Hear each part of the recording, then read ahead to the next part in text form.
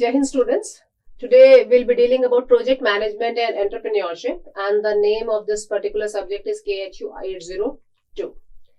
Well, in the previous lecture, I told you about what do we understand by the term entrepreneur. I told you about entrepreneurship and I told you about enterprise, right? They are the words which look similar, which feel similar, but actually they are not similar. And what is actually the difference? We have already discussed in my previous, lecture. So what is the meaning of this term entrepreneurship? Little quick recap of that. It refers to the process of action or the set of activities which the entrepreneurs actually do, right? Entrepreneurs undertake so that he or she is able to establish a particular type of enterprise, right? It is a creative and innovative response to the environment.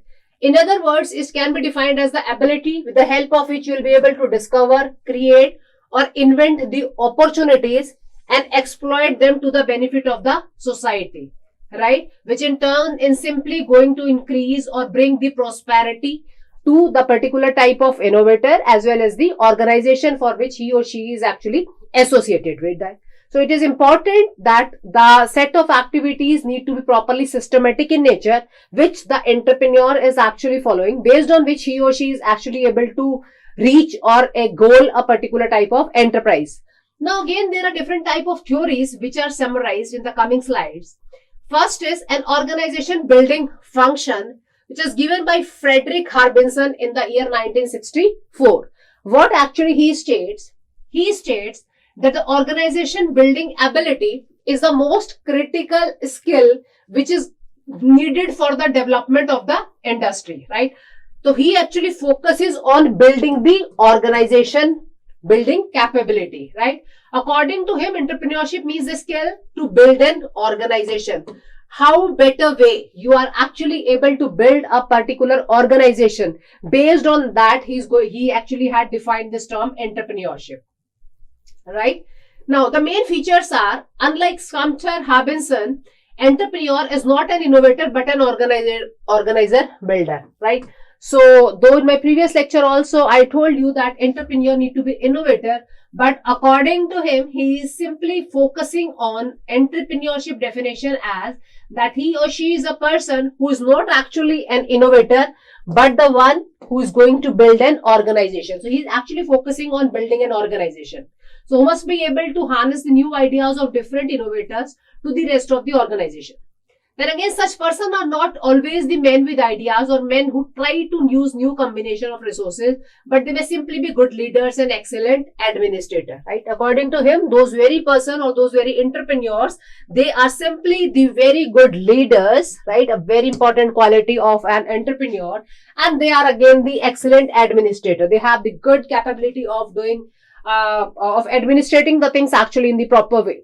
Now, he defined entrepreneurship lays more stress on the managerial skills and creativity so far as organization is concerned, right? Then again, there is another theory which is given by Hosledge.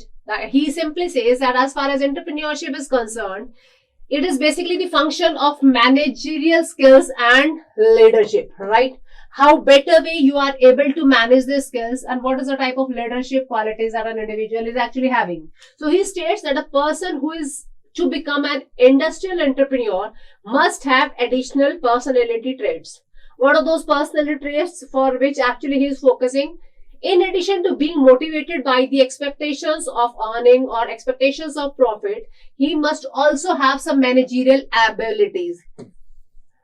Right? Even if you are able to earn, even if you are able to make a profit out of it, but you don't have the managerial skills, you do not have the managerial abilities, things will not work as it should work, right? So most important is that he should actually have the ability to lead. He should actually have the ability to manage the things in the proper way. And as a good leader, and good leader is always should be a proper type of good manager as well.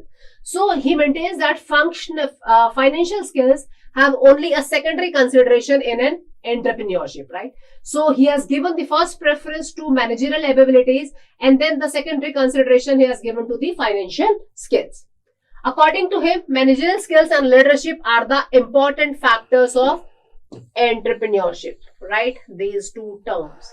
He's actually focusing on managerial skills and the leadership. So he identifies types of business leadership in analyzing development in terms of economy of underdeveloped countries, like the merchant money lender type, the managerial type, the entrepreneur type. Now, according to Macklin, entrepreneurship is basically a function of high achievement. What he states that a businessman who simply behaves in traditional way is not an entrepreneur. He's not considering that individual as an entrepreneur. Moreover, this is basically the role which appears to call for making a particular type of decision under uncertain type of conditions, right? If there is any unfavorable conditions or any a type of issue which can actually lead to a type of failure as well, how easily you are able to handle it, and what is the decision making capability at that particular instance of time. So risk bearing capability, the decision making capability again is something which plays a very, very important role. He identified two characteristics of entrepreneurship. Firstly is doing things in the new and better way, right? How an individual is able to do the things in the new way, in the new innovation, and how we will be able to handle or do the things in the better way. And second is the decision making under uncertainty, right? Due to any other reason, if there is any risk, right? Any like future predictions, what is the probability of any type of risk or any type of failure as well. So based on that, how an individual is going to take a particular type of decision. So person with high achievement would take moderate risk. They would behave traditionally, no risk, and the high achievement is associated with always the better performance as tasks, which requires some imagination, mental manipulation, or new ways of putting the things together, right? When you're going to incorporate the things, it is solely dependent on the way how you are going to incorporate it.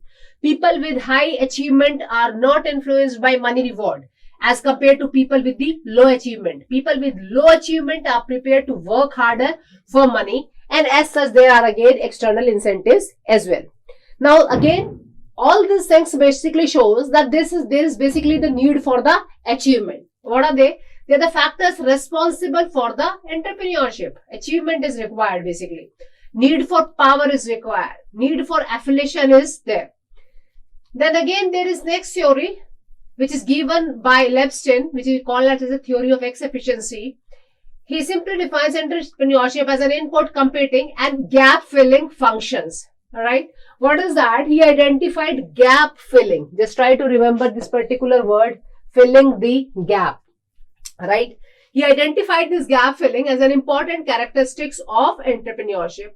In economic theory, the production function is considered to be well defined and completely known, right? If you're talking in terms of the theory of economy, and if you're dealing in terms of production, it is something, or this function is something which is basically considered to be well defined, and that need to be properly completely understood. It is the entrepreneurship function to make deficiencies or to fill up the gap, right? Any sort of gap or the deficiencies need to be properly filled up, the gap need to be properly filled up. These gaps arises because what is the reason that there is any sort of gap and why there is a necessity of filling that particular type of gap. These gaps arise because all the inputs in the production function cannot be marketed because some inputs like motivation, leadership, etc. are vague in their nature, whose output is basically undetermined, due to which there may be any sort of gap. Now, this gap filling activity is something which gives rise to most important entrepreneurial function, which we call as input completing, right? He has to marshal all the inputs to realize the final output. All inputs need to be properly categorized, need to be properly realized, so that you will be able to actually know what the goal is, what the vision is, what the mission is, what the product is that you are actually expecting at the end. Then what is the routine entrepreneur? Then again, new entrepreneurship is there. Right? Twins role, different type of roles of a particular type of entrepreneur, based on which you are going to fill up different type of gaps as well. Input properly input need to be properly completed as well. Then again, there is Knight theory of profit. What is that?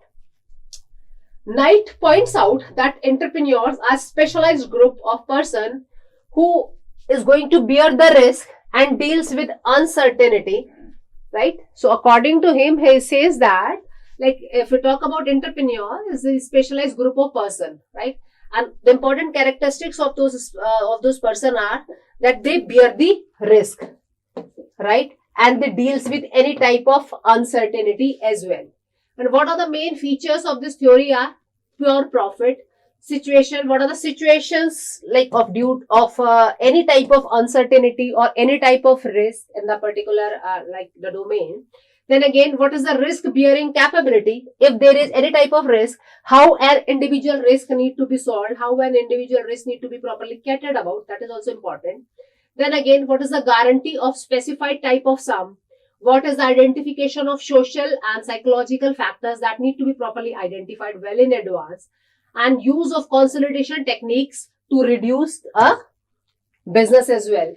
And this is basically the example which is given. By Mohan Singh of Ranbaxy run a profitable business for many years, had high risk bearing capability, found in golden opportunity to exit Ranbaxy, and then he grabbed it sold to Japan now, which is owned by your Sun Pharma, right? So again, this is important thing, that what actually is the thing that you are going to focus on, how actually you will be able to bear if there is any sort of risk, and based on that risk, if there is like due to any or the other uncertainty, the risk is coming, and how you'll be able to handle that type of situation as well.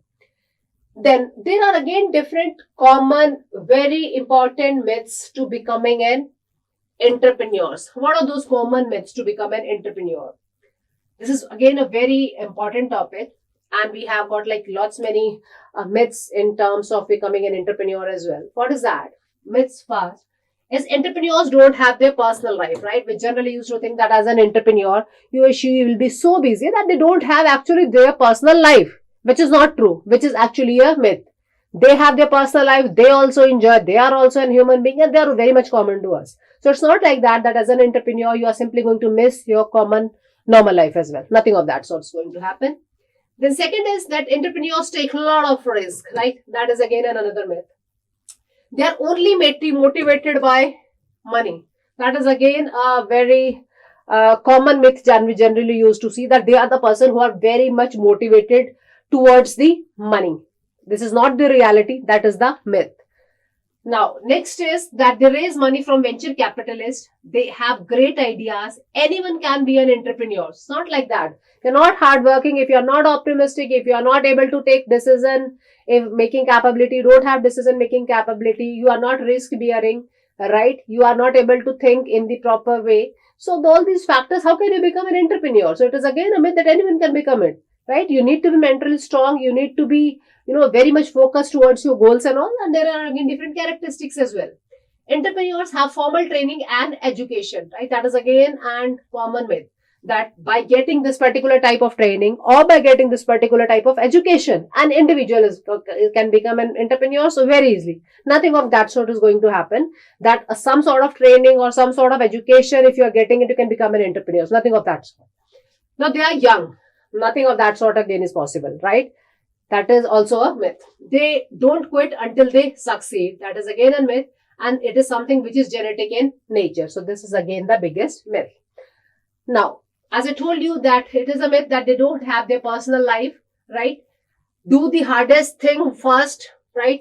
Work time management, proper planning is basically required. Start from the small and then move towards something, reaching your goal at the big.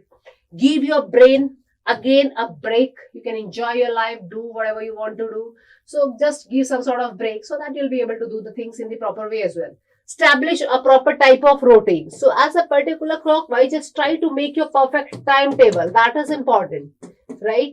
So they also have their personal life, they also enjoy. They again take lots of risks, right? What is the type of return that you are getting based on the time which is actually going to high potential return, how you are getting? Is it so that if you are going to take high risk, you'll be getting high potential risk, or if you are getting a type of like low return, then again low risk is basically there. Now, money does not make the world go around. It is not at all that they are the person who are simply motivated by the money. What motivates small business owners to be successful? Great customers, right? What is the satisfaction level of the customers who are going to use your product in the market as well? giving back to the community. What actually you are giving back to your community, right? What is the financial stability, personal achievement, lifelong dream? So it is also important that it is not only the money which is simply motivating your entrepreneurs. Then there is money from again different venture capitalists. Enough money to start. They raises money from venture capitalists. Entrepreneurs always have the great ideas. Anyone can be an entrepreneur. So that is important thing, that there are basic characteristics which are basically required to be an entrepreneur. It is not at all that anyone can become it. They do not have any sort of formal training and education. As an example, in this particular table, you can see that there are entrepreneurs who did not complete even high school, right? 5% of entrepreneurs are there, very good entrepreneurs are very high level entrepreneurs are there who did not even complete their class 10th. You can see. So there is no particular type of training or education based on which we can say that if individual had taken it, one can do the things in the proper way. Then again, as far as high school is concerned, there are about 20% entrepreneurs. Associate degree, 14%. Small colleges or some colleges, for 17%. If we talk about some college graduates, again the percentage is 26%. Postgraduate degree, 18% entrepreneurs are there who are having the degree of the postgraduate, right? So you can see that it is something which basically start even, if an individual is not even class 10th pass, right? So there's no formal type of training, there's no particular type of course curriculum as well, based on which we are going to define this entrepreneurship. Then they are young. It is again a very common myth that entrepreneurs are always young in nature. You can see an individual is having an age of 65, Harland Sanders, who started KFC, right? And you are very much aware that how big this particular brand is, right? We are very much fond of this. KFC's pizzas, burgers that we generally used to eat, and that individual is basically of the age which is even more than the age of retirement in our country, right? 60. And again, at the age of 55, John Pemberton, he invented Coca-Cola, a very common and a very famous brand as well. And at the age of 52, Ray Kroc started McD's, right? At the age of 42, Robin Chase, who founded Zipcar. Then again, at the age of 41, Robert Nason, who founded Intel, right? 41 again, Mark Pensas, who founded Zynga. Then again, at the age of 35, Jimmy Wales founded Wikipedia, right? Started Pandora, started again at the age of 45. So you can see, like, we cannot say that they are the person who are actually of very less age or very young, right? So that is again a very common myth that we generally used to see and that we generally used to encounter. At 1855, starting the business for the future, right? Entrepreneurs don't quit until they succeed. This is also a very common myth that they don't quit until they are going to succeed in the business or the startup which they are actually going to start, right? Again, as far as the failure rate of startup is concerned, 95% fall short of meeting projections. You can see how big this particular number is. 80% falls to see projected return on the investment. 40% liquidate and lost most of the investment.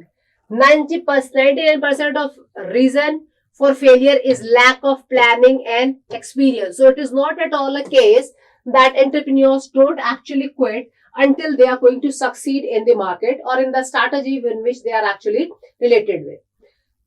More than 50% of US startup, right? This is again the big figure, just try to note it down, that more than 50% of all the US startups fails after just 5 years of business, right? In just 5 years of business, 50% of the US startups fail and over 70% end after just 10 years. So if we say that the people actually don't quit until and unless they are going to succeed, it is again the very common myth. And again, it is something which is genetic, right? As an individual, you are not born as an entrepreneur, right? And we can see different type of examples as well, that an individual has started or done something on his own, right? Not by a type of genetic, yet you are born as an entrepreneur or your father or your grandfather is basically a big entrepreneur. So same things becomes quite easy for you, right? So you are not born as an entrepreneur. There's a breakdown of family which is owned business by generations. 30% survive to the second generation, right? only 12% survive to the third generation, and you can see that if we talk about this fourth generation, only 3% out of it basically survive for the fourth generation. So it is not at all genetic in nature. Thank you so much. Thank you.